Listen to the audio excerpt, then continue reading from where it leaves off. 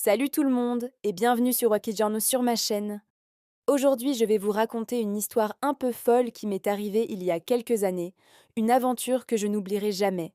C'était lors d'une randonnée en montagne avec mon petit chihuahua, Tyson. Oui, vous avez bien entendu, un chihuahua en haute montagne.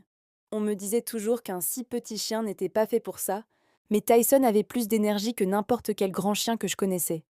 Il adorait gambader sur les sentiers et renifler toutes les nouvelles odeurs. Ce jour-là, le temps était magnifique. Le soleil brillait, le ciel était d'un bleu parfait, et nous grimpions joyeusement. Arrivés près d'un sommet, nous avons décidé de faire une petite pause pour admirer la vue imprenable. J'ai sorti une gourde d'eau et une petite gamelle pour Tyson. C'est à ce moment-là que l'impensable s'est produit. Alors qu'il buvait, un grand oiseau, probablement un aigle ou une buse, a surgi de nulle part. Il a plongé à une vitesse vertigineuse, ses serres en avant, droit sur mon petit Tyson. Mon cœur s'est arrêté. J'ai hurlé de toutes mes forces en me jetant vers mon chien.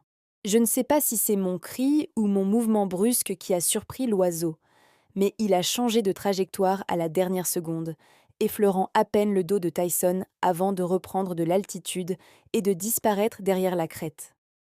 Tyson, lui, n'avait rien remarqué, trop occupé par son eau. Il a juste levé la tête vers moi, l'air de dire « Pourquoi tu crises comme ça ?» Je l'ai serré contre moi, tremblante de la tête aux pieds. J'ai réalisé à quel point la nature pouvait être sauvage et imprévisible. Cette expérience m'a appris une leçon précieuse. Même si nos petits compagnons sont courageux, ils restent vulnérables et il est de notre responsabilité de veiller sur eux, surtout dans des environnements inhabituels. Depuis ce jour, je suis encore plus attentive et je garde toujours Tyson près de moi en montagne, parfois même dans un sac de transport spécial pour les passages les plus exposés. Il adore ça, il peut profiter du paysage comme un roi sur son trône. Voilà pour cette petite frayeur. J'espère que cette histoire vous a plu et qu'elle vous rappellera de toujours faire attention à vos petites boules de poils.